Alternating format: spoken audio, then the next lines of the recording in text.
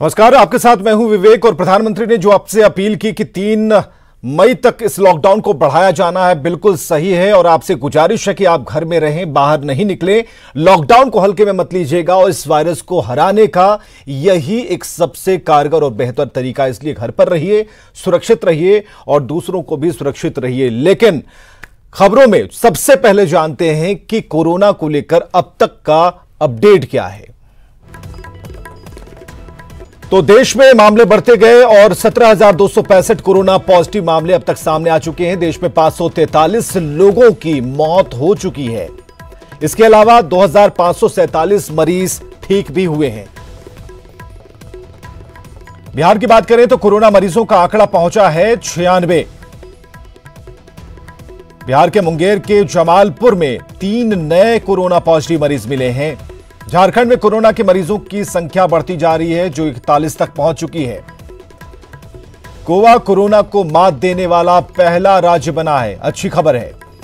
इसके अलावा 3 मई के बाद भी ट्रेन प्लेन चलने के आसार कम ही दिख रहे हैं। आज से सशर्त ग्रामीण इलाकों में फैक्ट्रियां खुलेंगी। गैर जरूरी सामानों की आपूर्ति पर रोक रहेगी, एमएचए ने यह कहा है। तो ये देखिए, कुल मरीजों की संख्या बिहार में 96 है। जिलेवार तरीके से इन आंकड़ों को जरा गौर फरमाइए। अभी सबसे ऊपरी पायदान पर जो है उसमें किस तरीके से इजाफा मिल रहा है। वैशाली में 1, बक्सर में 4। ये उन मरीजों की संख्या को बता रहे हैं जहां से मामले अब बढ़ने शुरू हो गए हैं। कोरोना का जिलावार आंकड़ा हम आपको बता रहे हैं और ये बिहार का नक्शा है, जिसमें आप देख पाएंगे कि बिहार में कोरोना से अब तक 2 लोगों की मौत हुई है, जबकि मरीजों की संख्या 96 पहुंच चुकी है। झारखंड का आंकड़ा देखिए, कुल मरीजों की संख्या 41 है और 24 रांची में मामले पाए गए हैं, जहां हिंदपीढ़ी से लगातार ऐसी खबरें आ रही हैं कि मामले बढ़ते जा रहे हैं।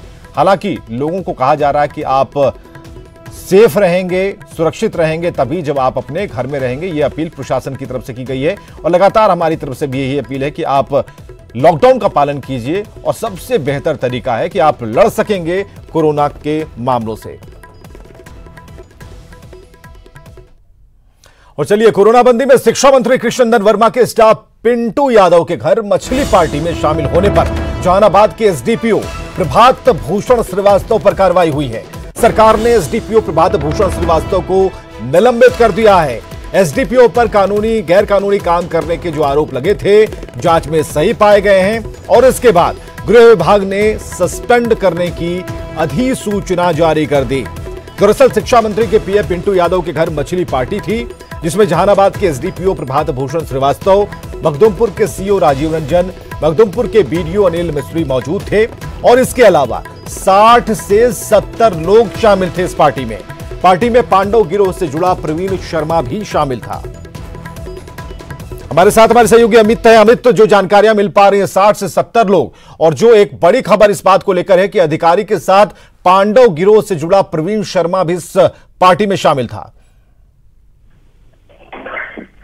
निश्चित तौर पे विवेक, ये जो है मामला वो इसमें जो जांच हुई है, जांच में कई अहम जानकारियां सामने आई है। उसके तहत ही ये भी बात सामने आई है कि पांडव गिरोह के लोगों से लेकर के जो आसपास के लोग हैं वो भी इस मछली पार्टी में शामिल हुए थे। और ये शिक्षा मंत्री जो है कृष्णनंदन वर्मा, उनके पीए हैं पिंटू यादव, इन्होंने एक मकान बनाया था जिसका गरीब भोज था और उसी में ये पार्टी का आयोजन किया गया था।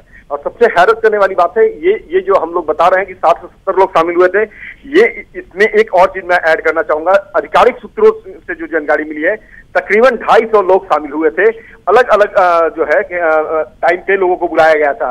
70 लोगों का जो है टीम बनाया गया था। हर बार जो है 2 घंटे के अंतराल पे लोग आ रहे थे और तकरीबन 250 लोग जो है वो इस पार्टी में शामिल हुए थे। उनकी जांच अब जो है पुलिस मुख्यालय के आदेश पे जो है जहानाबाद के जो एसपी हैं वो खुद कर रहे हैं। तो जब ये खुलासा, इस मामले की जांच आएगी तो उसका भी खुलासा हम लोग करेंगे। लेकिन फिलहाल हम दर्शकों को बड़ी खबर ये बता रहे हैं कि इस मामले में जो है सरकार स्तर पे कार्रवाई भी हुई है। जो जहानाबाद के एसडीपीओ हैं प्रभात भूषण श्रीवास्तव, उन्हें जो है निलंबित कर दिया गया है और पूर्णिया आईजी कार्यालय में इन्हें जो है तत्काल प्रभाव से योगदान देने को कहा गया कि आप वहीं पे रहेंगे निलंबन अवधि के दौरान और आपको कहीं जाना नहीं है, मुख्यालय छोड़ नहीं सकते हैं। तमाम गाइडलाइन जारी किए गए हैं। ये भी कहा गया है कि आपके खिलाफ जो है विभागीय कार्रवाई जो है वो जारी रहेगी और इसमें आपको सहयोग करना होगा। तो निश्चित तौर पे एक पहली कार्रवाई हुई है, लेकिन ये कार्रवाई सिर्फ प्रभात भूषण पर ही सीमित हो जाए ये भी उचित नहीं होगा। सरकार को इस मामले में देखना होगा कि जो अन्य अधिकारी शामिल हुए थे, जैसे आपने भी बताया कि मखदूमपुर के सीईओ, जहानाबाद के सीईओ, कई सीईओ, बीडीओ, एसडीपीओ, जो डीएसपी हैं वो शामिल हुए थे। तकरीबन जो जानकारी मिल रही है कि बिल्कुल अमित, पूछताछ सभी से होगी, हालांकि कार्रवाई होनी शुरू हो गई है और आप देख सकते हैं जो हम तस्वीरें दिखा पा रहे हैं, ये पार्टी के बाद की तस्वीरें हैं जहां पर टेबल को गिराया गया है और ये जूठा जो है वो बिखरा पड़ा है। तो ये सबूत हैं और जो जांच की गई उसमें आरोप सही पाए गए और एसडीपीओ प्रभात भूषण श्रीवास्तव पर गाज गिर गई। तो दरअसल कोरोना बंदी में बिहार में हाई प्रोफाइल मछली पार्टी आयोजित की गई और इसमें शामिल हुए थे बिहार के शिक्षा मंत्री के पीए और वैसे अधिकारी जिन पर सोशल डिस्टेंसिंग का पालन कराने का जिम्मा है। जब इस मामले का खुलासा हुआ तब हड़कंप मच गई, आनन फानन में एफआईआर दर्ज करा दी गई।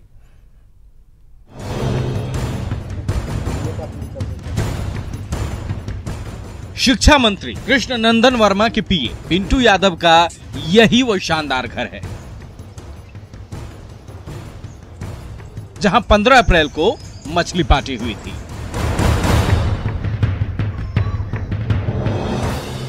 और इसमें मेहमान बने थे जहानाबाद के एसडीपीओ प्रभात भूषण श्रीवास्तव, मखदूमपुर के सीईओ राजीव रंजन, मखदूमपुर के बीडीओ अनिल मिस्त्री। इसके अलावा 60 से ज्यादा और लोग पार्टी में शामिल हुए थे। कोरोना बंदी के दौरान सोशल डिस्टेंसिंग की धज्जियां उड़ाई गई और इसमें वे लोग भी शामिल रहे जिन पर कोरोना बंदी को सफल बनाने की जिम्मेदारी है। हालांकि पिंटू यादव सोशल डिस्टेंसिंग के नियमों के उल्लंघन से इंकार कर रहा है। उन लोग को लगता है कि 10-12 थे और 10-12 में 3-4 को नहीं खाए लेकिन 5-6 को खाए, लेकिन जहां तक की बात हो रही है कि सोशल डिस्टेंस तोड़ा है, धज्जी उड़ाया है, लेकिन ऐसा कोई बात नहीं है, ये बिल्कुल गलत है। सबसे पहले डीएसपी साहब ये सब खाना खा के चले गए थे, उसके बाद बहुत देर के बाद वीडियो सीईओ आया सेकंड बार में, उसके बाद फिर थर्ड बार में हम लोग जो परिवार था दोस्त यार वो खाना खाए। शिक्षा मंत्री का पीए भले ही इंकार कर रहा हो, लेकिन घर के बाहर फेंके गए पत्तल, प्लेट, ग्लास और कैंपस में रखे गए टेबल ये तस्दीक कर रहे हैं कि बड़ी पार्टी हुई थी। अब मामले ने तूल पकड़ा तो प्रशासनिक हलके में हड़कंप मची। एसपी ने आईजी हेडक्वार्टर को चिट्ठी लिखी और सभी अधिकारियों के खिलाफ एफआईआर दर्ज कराई गई।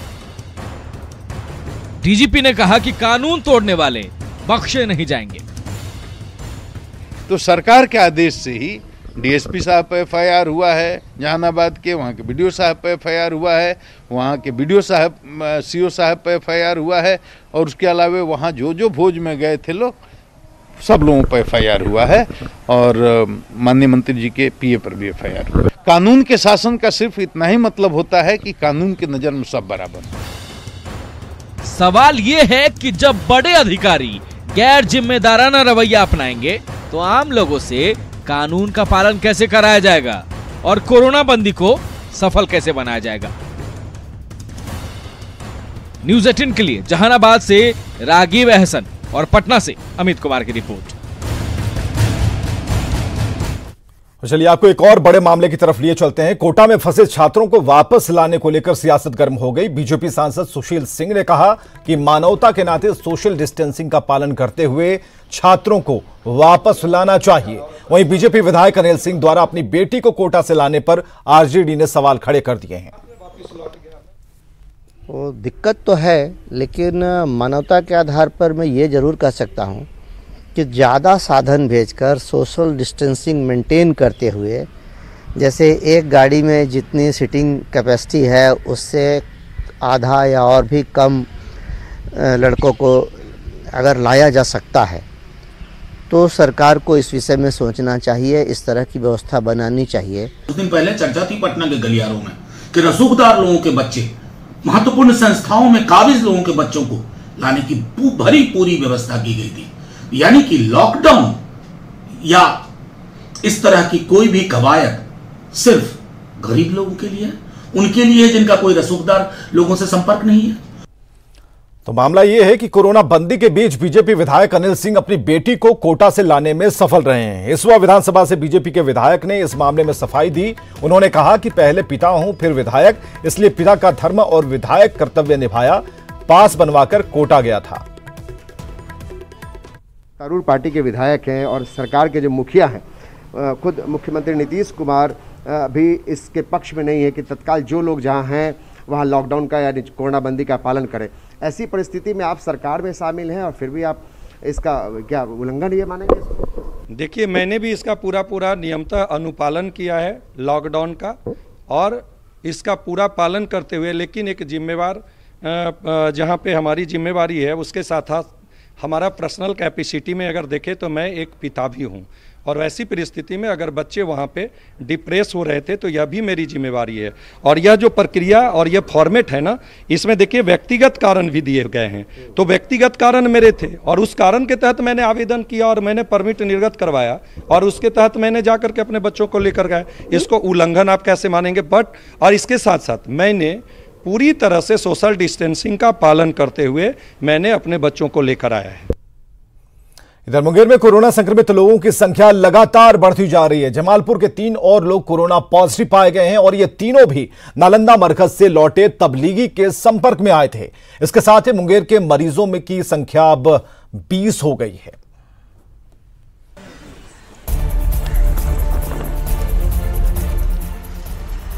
इक्कीस मार्च को बिहार में कोरोना से पहली मौत जिस शख्स की हुई थी वो मुंगेर का रहने वाला था। तब से मुंगेर में संक्रमित मरीजों की संख्या लगातार बढ़ती जा रही है। नालंदा के तबलीगी मरकज में शामिल होकर लौटे जमालपुर के एक बुजुर्ग को कोरोना पॉजिटिव निकलने के बाद तो हालत और ज्यादा खराब हो गई। उसके परिवार के 9 सदस्यों के अलावा संपर्क में आए 3 और लोग कोरोना पॉजिटिव पाए गए हैं। इसके साथ ही मुंगेर में मरीजों की संख्या बढ़कर 20 हो गई है। वहीं प्रशासन ने जमालपुर को सील कर दिया है। जमालपुर को लॉकडाउन कर दिया गया है, पूरी तरह से सील कर दिया गया है। बेसिक कम्युनिटीज लोगों को मुहैया करवाई जा रही हैं और हम लोग इसकी पूरी तरह से नजर रख रहे हैं, पूरे मुंगेर की, जमालपुर की, और ऐसे ऐसे जगह चिन्हित किए जा रहे हैं जहां पर खतरा पैदा हो सकता है।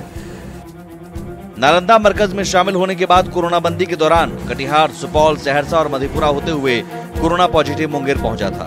ऐसे में न सिर्फ मुंगेर बल्कि दूसरे जिलों में भी कोरोना का खतरा बढ़ गया है।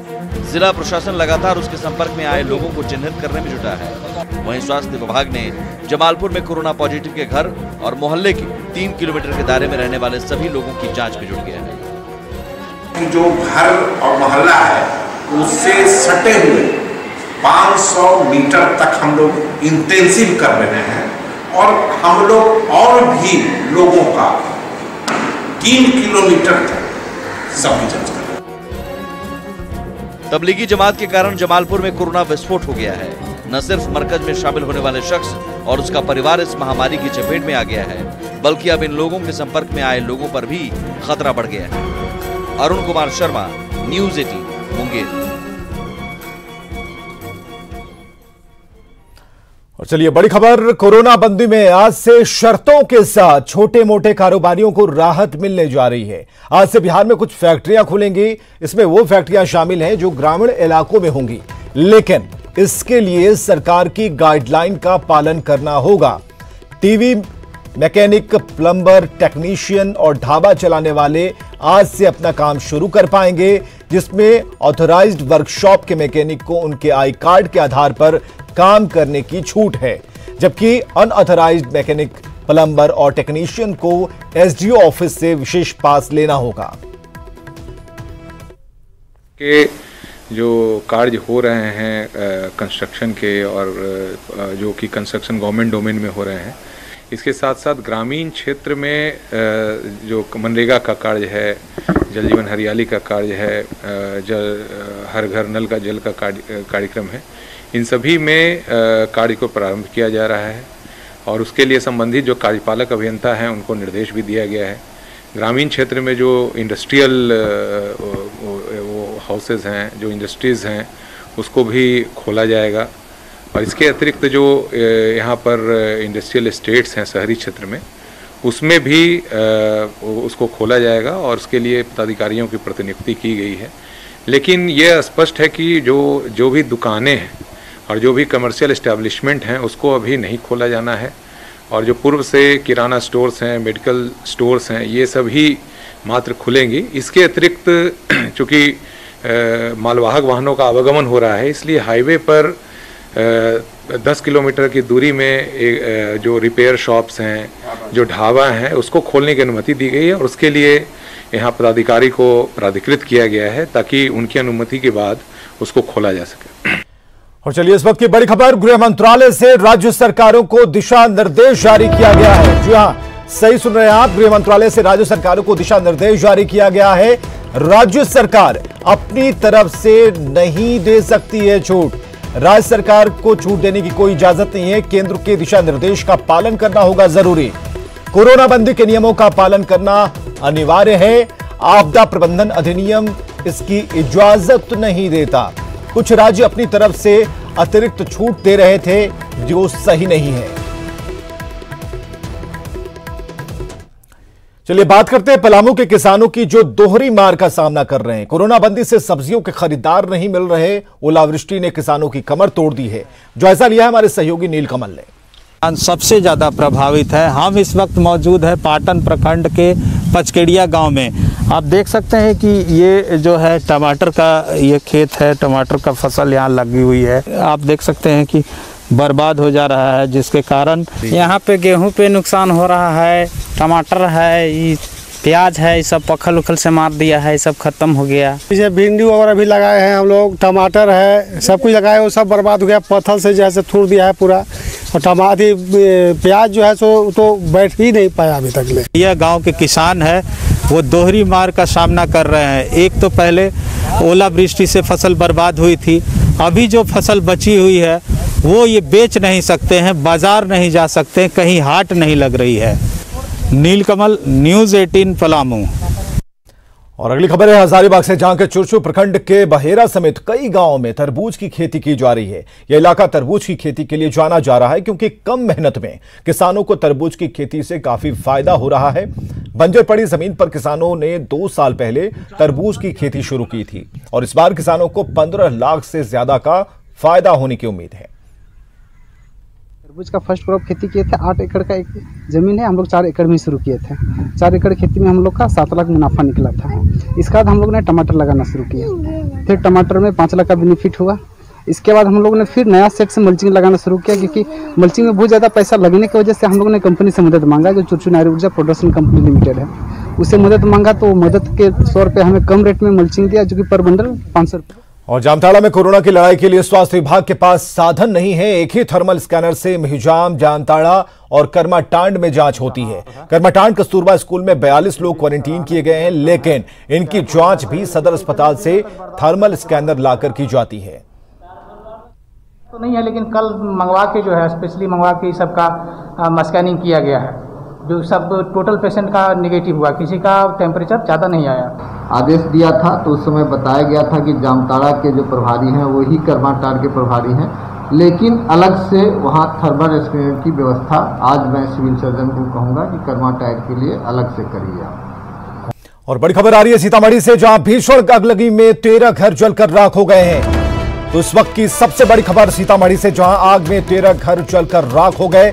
घटना बेलसंड प्रखंड के चौदौली पंचायत के वार्ड संख्या 4 की है। बाद में मौके पर पहुंचे फायर ब्रिगेड और ग्रामीणों की सहारे कड़ी मशक्कत के बाद आग पर काबू पाया गया है। अगलगी की इस घटना में लाखों के नुकसान की आशंका जताई जा रही है। तो सीतामढ़ी से यह खबर, और आग की लपटें तेजी से ऊपर उठती हुई, हालांकि आग पर काबू पा लिया गया है, लेकिन इस दौरान 13 घर जलकर राख हो गए हैं। कोरोना जैसी महामारी से बचने के लिए आम से लेकर खास तक सावधानियां बरत रहे हैं, तो कुछ लोग अलग अलग अंदाज में संदेश दे रहे हैं। ऐसे ही एक गीत के जरिए भोजपुरी अभिनेता अमित तपराजर ने लोगों को संदेश दिया और घर में रहने की अपील की।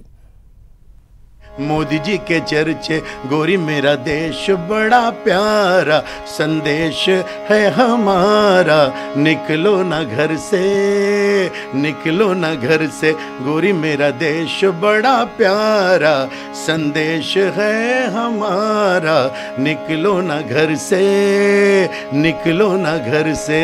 घर से मत निकलिएगा, मस्त रहिएगा, व्यस्त रहिएगा, मेरे भरोसे मत रहिएगा। और जिंदगी के इस उत्सव में, जिंदगी के इस जंग में हम जीतेंगे कोरोना से घर में रहकर, सच कहते हैं हम। बिल्कुल सही कहा कि कोरोना से अगर लड़ना है तो घर में रहकर लड़ा जा सकता है, सड़क पर निकलकर नहीं। इसलिए इस अपील को मानिएगा, घर में रहिएगा, सुरक्षित रहिएगा। खबरें जारी। भारत में लॉकडाउन को अब 3 मई तक और बढ़ाना पड़ेगा।